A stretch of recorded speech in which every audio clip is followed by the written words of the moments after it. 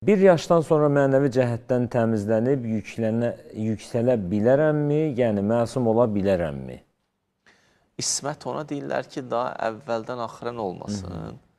Adətən məsum insan o insandır ki, əvvəldən axıra qədər özünü günahdan qoruyur, xətadan qoruyur, nöqsandan qoruyur. Bəli, amma İsmətdən bir tərəfə bir məqam var, adı təqvadır.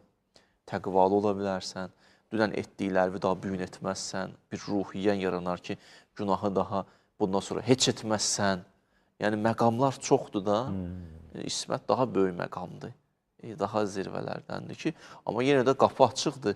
Buyur, Bismillahirrahmanirrahim, bundan sonra haralara gəlib çatar. Siz belə deyin ki, bundan sonra mən gedib bir yetişə bilərəm. Hür yarım günə adını hara yazdırdı? Qiyamətə qədər insana gəlib onu ziyarət edir. Yarım gün. Təzəvvürsünüz.